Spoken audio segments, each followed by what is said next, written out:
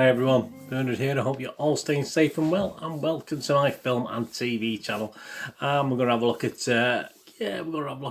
what is it, an animation. We're going to have a look at a Pixar film. We're going to have a look at a Disney Plus effort, which we were hoping would be at the theatre, but unfortunately it's just been it's only going at the theatre where you can't get Disney Plus, so it's a bit of a shame with this one. But yeah, it's a nice one. It's a PG rating. And it's called Luca. Please, if you're new to the channel, please push that subscribe button, push the bell notification. You know, these vlogs are coming out, these movie reviews. I do TV drama reviews and information vlogs, etc, etc. You also see stuff on my football team, Manchester City, as well, on my playlist. So if that's any interest, have a look at that. If it's not, there's loads of film and TV stuff, don't worry. There's a couple of links on screen for Facebook and Twitter. Also have a little website where I sell DVDs and movie posters and board games as well. So if you're interested in anything like that, have a look at my movie game nostalgia.com as well. And please, all your comments are very welcome, specifically about this Luca or anything else you want to have a chat about. So I'm always there to talk about film and TV, whatever it's about. Please leave us your comments. If you've no time for a comment today, just give us a thumbs up. That'll be absolutely fantastic. Right, Luca, yeah, 95 minutes. With an 85-minute runtime. Now, you know me and my animations, I think that's okay. That's okay. Anything be up to about an hour and 25 minutes is fine by me. That's okay. I think some of these animations that go on for nearly 2 hours are just a little bit too long. So far, so good with this one. Anyway, I say it's a PG rating. Coming-of-age fantasy comedy drama. Produced by Pixar, as I said, and distributed by Walt Disney Studios Motion Pictures. Film is directed by Enrico Casarosa in his feature-length directorial debut. Written by Jesse Andrews, Mike Jones, and produced by Andrea Warren. It stars the voices of Jacob Tremblay, Jack Dylan Grazer, Emma Berman, Saverio Raimondo, Maya Rudolph, Marco Baricelli, Jim Gaffigan, Peter Son, Lorenzo Crisci, Marina Massironi, and Sandy Martin. There you go. Please forgive my pronunciations on those. It's set on the wonderful, one of my favourite places, the Italian Riviera, between the 1950s and the 1960s. Yeah, the old Vespa comes into this as well, if you're into the old scooters. The film centres on Luca Paguro, a sea monster. Well, yeah, par for the course, just normal. And I've bumped into a couple myself over the years when I've been over there. With the ability to assume human form while on land, who explores the town of Porto Rosso with his new best friend Alberto Scofano, experiencing a life-changing summer. Yeah, it does have an Italian feel to it, this, and that, seeing as Italy is one of my favourite countries, I could go along with that, that's no problem. Yeah, Luca takes inspiration from Casarosa's childhood in Genoa. Several Pixar artists were sent to the Italian Riviera. This is a hard life, isn't it? But someone's got to do it. Gathering research from Italian culture and environment. The sea monsters are a metaphor for feeling different. Were loosely based on the old Italian regional myths and folklore. Casarosa described the result as a film that pays homage to Federico Fellini. There you go, eh? Some highbrow stuff here. We're talking an animation. The other classic Italian filmmakers. The film, of course, is released direct to streaming on Disney Plus. As I said, very disappointing. I wouldn't mind a little theatrical release for this, to be honest with you. Is it any good? Well, let's have a look. All the scores I'm going to give you in comments are as at the 20th of June 2021, 6 p.m. UK time. Rotten Tomatoes, approval rating of 89% positivity based on 187 reviews. An average rating of 7.2 out of 10 though, so that's not too bad at all, is it? 167 fresh and 20 rotten reviews. The website's consensus, slight but suffused with infectious joy. The beguiling Luca proves Pixar can play it safe while still charming audiences of all ages. Yeah, not a bad summing up, that one, for a change. Yeah, Leah Greenblatt, she was very fresh tomato-ish on this. Entertainment Weekly, she said, the story's bright swirl of Pixar pixie dust, jangle soundtrack, and gentle lessons on accepting otherness and learning to move past fear feel like a temporary passport, a sweetly soulful all-ages dip in La Dolce Vita. Nicholas Barber Fresh from the BBC.com. Yeah, watching it is like relaxing in the sunshine. Oh, bless. But not everyone was overly impressed. Chris Stuckerman from chrisstuckerman.com gave it a rotten. Yeah, he didn't like it. He said, I'm not seeing this leaving a lasting impact like most of Pixar's movies. There you go. Rotten Tomatoes audience, what did they think? Well, they're giving it an average 4.2 out of 5, so that's not too bad, is it? That's quite positive. Metacritic, the other critics site we'll look at, assigned a weighted average of 71 out of 100, so 7.1 out of 10. That's not too bad. That's based on 50 critics. And the lowest mark it got was 50, which I'll read out to you in a moment. And the highest was 90 out of 100. Movie Nation's Roger Moore only give it 50. Bit of a meanie.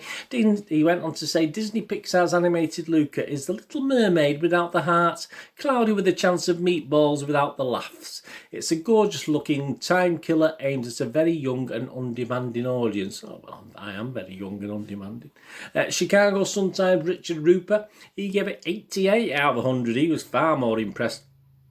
He said director Enrico Casarosa is making his feature-length debut here, and he and the vast Pixar animation army have delivered a gorgeous and lovely coming-of-age fantasy with plenty of slapstick laughs, the obligatory heart-warming family moments, and a friendship for the ages. Yes, it brought a tear to a glass eye, it certainly did. Internet Movie Database, Joe Public, you, me, people like just the ordinary guys, just the ordinary guy on the street. They're the ones that matter, aren't they? 7.7 out of 10, so that's not bad, is it? That's getting up towards 8. That can't be half bad, can it? And that's based on, as I'm doing this, 11,671 scores and reviews. I've given it a 6+. So there you go, that's 95% of the total. So over 12,000 people have actually left a comment or a score on this. So that's quite a big figure. So it's getting 95% of those rated it watchable or even better.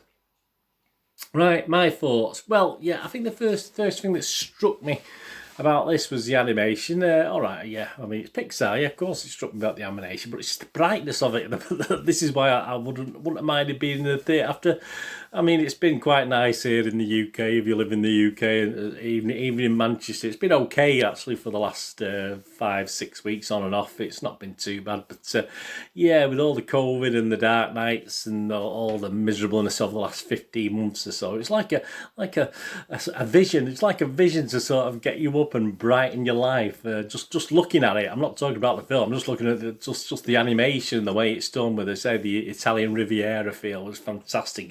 You know, it's brilliant. Okay, there's nothing new, nothing groundbreaking. It's a very, very simple story, fitting in basically of obviously people being horrible, and then obviously there's a moral. There's obviously, like a lot of these animations, like Disney are good at that, aren't they? But there's a moral to be told. But what's wrong with that, and what's wrong with it? Not a nice family watch, which is what it is. Although some adults may struggle a little because obviously it's not quite as sort of fixed for adults as some of these family films. So it is a very simple storytelling. So, but then again, as I said, for 85 minutes, you don't have long to suffer if you take your kids to watch it. And as I said, there are still some good bits in it. As I said, it's like a breath of fresh air as well. Such a shame it was, as I say, such a shame it wasn't given a theatrical release. It's if you watched it on the big screen, I think you would have if you're feeling down, it would have brightened your day and would have lifted your spirits after all these lockdowns. I'm a fan, as I said, of the Italian Riviera, and this is the closest I've been to it recently. So, yeah, I sort of miss it now. I miss the Italian Riviera. I just want to get back and not see the little sea monsters, but I just want to get back there. I do accept some the criticism. It does play safe, of course it does. There's nothing groundbreaking, as I said, in this. And the last half of the film actually is a little bit better than the start. It did wane a little bit at the first half of the film. I thought I got a little bit bored with it, but it did improve as it went along and had its little moral tales to tell, etc, etc. But after a sort of simple start, it was a simple, unexciting start. It did liven up a little bit, and I did, by the end of it, I really did enjoy it. Certainly not Pixar's best most innovative film, perhaps not the most interesting for adults, as I said, but it's well worth a family watch. Curled up on, you all curled up on the settee, perhaps not when it's sunny out, but perhaps when it's dark, or the clouds have come for a couple of days, which they're bound to if you're here in the UK. Great for just your family watch, curled up on a settee with popcorn and soft drinks. So it's just a wonderful, and the bigger your screen, the better. If you got a big 50-inch TV, obviously I watched it on about a 24-inch, so obviously it wasn't great. But if you got a big, fantastic 50-inch, it'll be even better with the lights turned off in the dark as well. Make sure it's, there's no glare or anything like that. It's just a really nice family entertaining film. So my score, I'm not going to go mad, not quite as high as some of the others, but it is very watchable in my opinion. As I said, it did struggle a little bit at the start, but I did end, by the end of it, I'm glad I watched it, and it sort of lifted my spirits anyway. So I'm going to give it a 6.5 out of 10. Good, bright, light entertainment. That's what I summed it up as in my little write-up here. So there you go, 6.5 out of 10. So if you get to watch this, let me know what you think. As I say, it's not Pixar's most cleverest offering, but everything there for a good young family watch. As I say, it might not, but it's certainly not for teenagers, that's for sure. It's more for the younger elements of the family and you grown-ups who just want to break from it all. That's all. And you can't quite get to the real Italian Riviera yet. Get to the animated one where these sea monsters live. It's good fun. Anyway, thanks for watching. What are we going to do this day? Have a great one. Look after yourselves, look after your friends, look after your families, more importantly. Let's all look after each other. So we'll meet here again on a film and TV channel, or perhaps you have a flit across, have a look at my Citizen channel. I only ask one thing of you. Please stay safe, everyone. Thanks for watching. Bye for now.